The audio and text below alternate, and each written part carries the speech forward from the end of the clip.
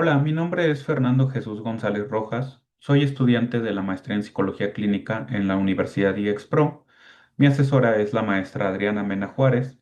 En esta actividad les presentaré la importancia de la neuropsicología contemporánea, desde sus errores históricos hasta las perspectivas más actuales que nos permiten comprender la relación entre cerebro y mente, pero sobre todo cómo esto transforma nuestra práctica clínica. Empecemos por el fundamento. ¿Qué es realmente la neuropsicología? Imaginen que el cerebro es como el hardware de una computadora y la mente es el software. Durante siglos pensábamos que eran cosas que estaban separadas, pero la neuropsicología moderna nos dice que cerebro y mente son lo mismo. Déjenme darles un ejemplo. Cuando ustedes están viendo este video, hay neuronas disparándose en su corteza visual, hay neurotransmisores liberándose. Pero al mismo tiempo, ustedes están comprendiendo, están reflexionando y cuestionando. Eso es la mente, no son dos cosas distintas, es la misma realidad vista desde dos perspectivas. Aquí el gran desafío en la actualidad ha sido el de superar estos dos extremos, el del reduccionismo biológico que dice todo es solo química cerebral y el mentalismo que ignora el sustrato biológico. Aquí es donde la neuropsicología actúa como un puente. Mientras la neurología ve al hardware dañado, la psiquiatría maneja los síntomas médicos y la psicología clínica la experiencia subjetiva.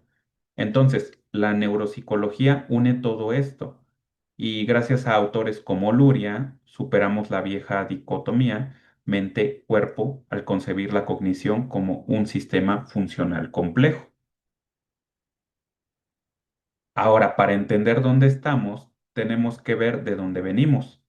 En el siglo XIX, Franz Gall desarrolló la frenología. Gall creía que podía conocer la personalidad de alguien simplemente tocando los bultos de su cráneo. Él decía que si tenías un bulto en cierta zona, eras más agresivo y si lo tenías en otra, eras más creativo. Y esto, pues, suena muy extraño, ¿no? Pero aquí viene el problema. Digamos, aunque la frenología fue desacreditada, su legado ha continuado hasta nuestros días y se sigue manejando. El método lesional nos lleva a crear mapas cognitivos independientes. Y esto es importante porque el cerebro tiene 100.000 millones de neuronas y 100 billones de conexiones. Pensar que podemos reducir funciones complejas a áreas específicas estaría forzando la plausibilidad biológica. Y aquí viene mi reflexión. Incluso hoy, con toda nuestra tecnología avanzada, seguimos cayendo en esta trampa. Cuando vemos una neuroimagen con puntos de colores brillantes, tendemos a pensar, ahí está la felicidad, ahí está la depresión. Pero eso es en esencia la frenología del siglo XXI y tenemos que superar el reduccionismo cerebral porque necesitamos entender que el cerebro es un sistema dinámico de redes, no un mapa estático. Pero entonces, pues como les mencionaba, llegó Alexander Luria y cambió todo con su concepto de sistema funcional complejo. Luria nos dijo algo muy interesante. No es verdad que exista un centro fijo en el cerebro donde las funciones psicológicas puedan localizarse, a menos que existan como redes funcionales. Aquí déjenme explicarles esto con un ejemplo. Imagínense una orquesta sinfónica y el violín por sí solo pues no va a poder tocar una sinfonía, pero si el violín se daña, la orquesta sí se puede reorganizar.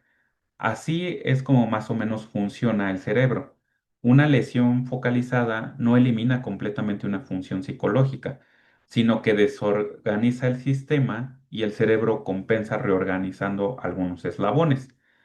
Luria propuso tres bloques funcionales. El primer bloque regula el tono y el estado de vigilia. Imaginen que es el sistema eléctrico de una casa y sin él, pues nada funciona. El segundo bloque se encarga de la recepción, análisis y almacenamiento de la información. Es como el departamento de procesamiento de datos. Y el tercer bloque está en los lóbulos frontales. Aquí es el director ejecutivo. El programa regula y controla la conducta. Y bueno, lo interesante de Luria es que entendió que la función es un proceso dinámico, no una propiedad estática. Esto es absolutamente fundamental para la rehabilitación neuropsicológica. Ahora entramos en la era moderna con el procesamiento distribuido en paralelo. ¿Qué es una red neuronal? Piensen en la diferencia entre una computadora antigua y el cerebro. La computadora antes procesaba una cosa a la vez. El cerebro procesa múltiples cosas simultáneamente. O como dice Escobar, no se puede comprender una actividad psicológica aislando una sola región cerebral. Aquí déjenme darles una analogía. Imaginen a un equipo de fútbol. No puedes entender el gol mirando solo al delantero. Necesitas ver cómo interactuaron el portero, la defensa, los pases. El gol es una propiedad que surge de toda la red. Así es como funciona la cognición. Y aquí entra la famosa ley de Hebb. Las neuronas que se activan juntas tienden a conectarse juntas.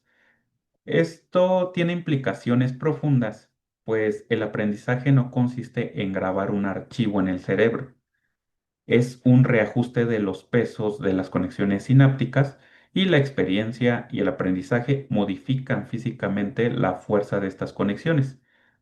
Esto valida la teoría de Luria. El cerebro se adapta estructuralmente al ambiente. Somos literalmente moldeados por nuestras experiencias. Ahora bien, ¿cómo se traduce todo esto en la práctica clínica real? Porque de nada sirve la teoría si no la aplicamos. En la evaluación neuropsicológica basada en Luria, el clínico no solo registra síntomas, sino que analiza procesos cognitivos. Por ejemplo, si tengo un paciente con depresión, evalúo cómo está funcionando su bloque uno. ¿Tiene problemas de vigilia? O su bloque 2, cómo procesa la información emocional. Y en el bloque 3, si puede o no regular sus emociones. En el diagnóstico diferencial, la teoría de redes es importante para comprender perfiles cognitivos complejos. Imaginen dos pacientes con apatía. El paciente A tiene una falla en redes frontosubcorticales por daño cerebral. El paciente B tiene los mismos síntomas, pero responde a un duelo reciente. Si lo pensamos, es el mismo síntoma, pero de redes diferentes. Aquí en la rehabilitación cognitiva aprovechamos la ley de Hebb y la plasticidad. El conexionismo clínico orienta el diseño de intervenciones. No curamos un área aislada. Estamos reajustando los pesos de las conexiones a través de la experiencia. Y bueno, a opinión personal, esta es la gran ventaja del psicólogo clínico. Estamos entrenados para entender y trabajar como estas redes complejas, no solo para recetar medicamentos. Ok, aquí viene una de las partes más importantes de mi presentación. Necesito ser muy crítico con el magnetismo de las neuroimágenes, pues aquí surge una pregunta que es, ¿qué mide realmente una resonancia magnética funcional? No mide la actividad neuronal directa, mide el flujo sanguíneo como un correlato indirecto y lento. O déjenme explicarlo de otra manera. Es como tratar de entender una conversación en un restaurante viendo solo hacia dónde va la gente a pedir agua. Ciertamente esto te da una idea, pero no es la conversación misma. Además, es un promedio estadístico.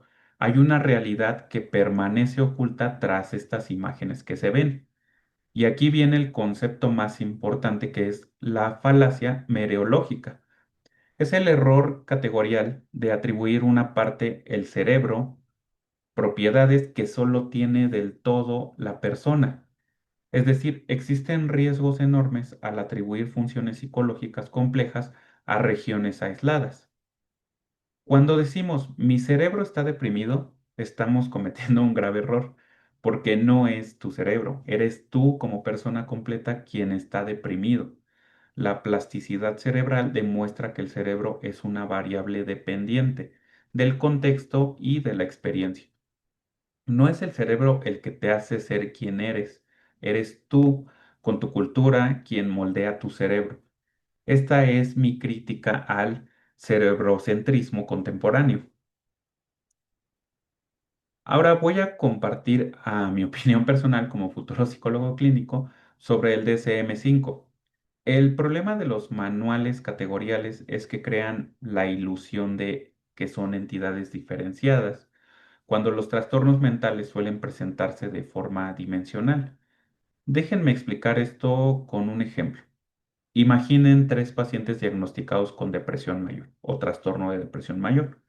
El paciente A tiene alteraciones en redes de recompensa, el B tiene problemas de regulación emocional, el C tiene una inflamación sistémica. Aquí nos estamos enfrentando a tres realidades biológicas que son diferentes, pero las tres reciben la misma etiqueta. Por eso la evaluación neuropsicológica debe describir déficits, fortalezas y también sus procesos y no solo contar síntomas. Hacia una propuesta clínica dimensional, mi propuesta sería la siguiente. En primer lugar, pues la evaluación basada en redes funcionales, no únicamente en síntomas.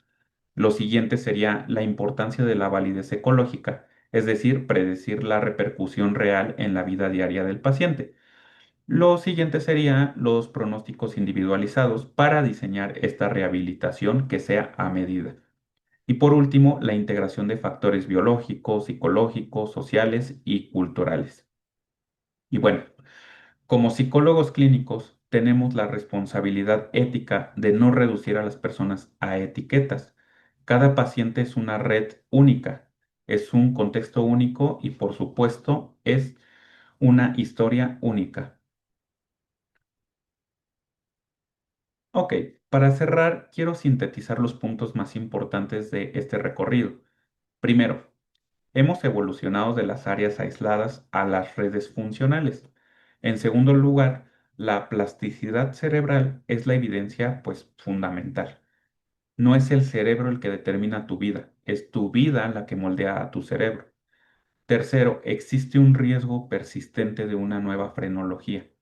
No nos dejemos seducir por la tecnología, una imagen que es bonita, pues esta no reemplaza la comprensión profunda de la persona. Y en cuarto lugar, debemos adoptar una neurociencia más crítica. Esto nos lleva a la integración entre cerebro, mente, cultura y contexto, pues las implicaciones para la práctica clínica contemporánea son muy claras.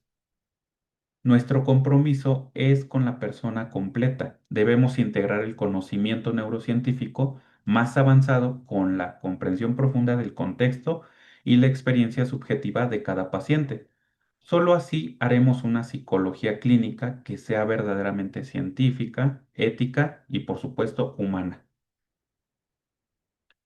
Muchas gracias por su atención. Me despido deseándoles un excelente día y esperando que haya sido muy productiva esta presentación. Hasta luego.